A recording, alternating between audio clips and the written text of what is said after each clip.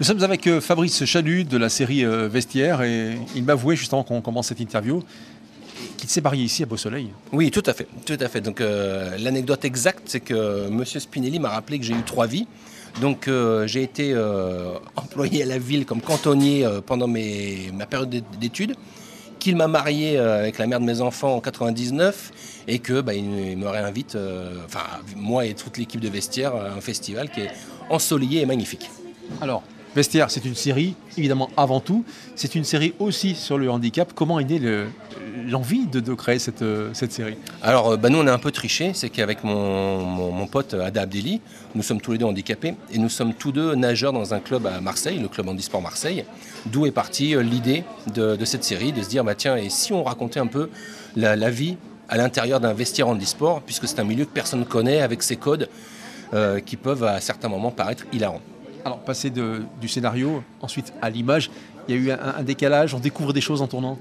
Exactement. Alors, il y a plusieurs axes. Il y a l'idée, quand on a écrit une idée, alors moi j'ai la chance de pouvoir réaliser certains des épisodes qu'on a écrits, c'est de rester sur l'idée qu'on a écrite, de ne pas la perdre.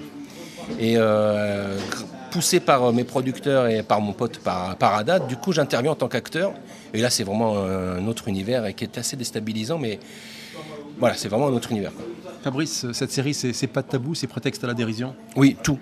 Avec juste comme axe de rire avec le handicap, et pas du handicap, mais après c'est tirer à boulet rouge sur tout ce qui traîne. Je présume qu'il y a eu de la réaction dans la presse, un petit peu partout, des personnes, handicapées et pas.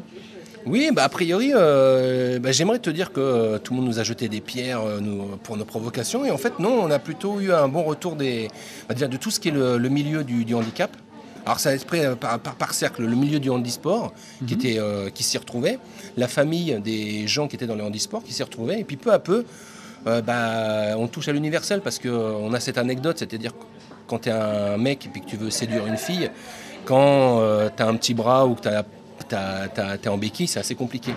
Mais est-ce que c'est pas le même problème pour quelqu'un qui est obèse, qui est un peu dégarni, qui est timide et à travers ces codes-là, finalement, on touche tout le monde, quoi. C'est une façon de faire du bien aux gens qui sont touchés ou pas, de désamorcer un petit peu tout ça. C'est notre objectif, c'est vraiment de se faire du bien, de se dire que la vie vaut le coup d'être vécue, d'être solidaire et de s'accrocher, surtout dans cette période un peu compliquée, quoi. Il y aura une autre saison ? Oui, je peux le dire maintenant, on a une saison 7, qui est en cours d'écriture.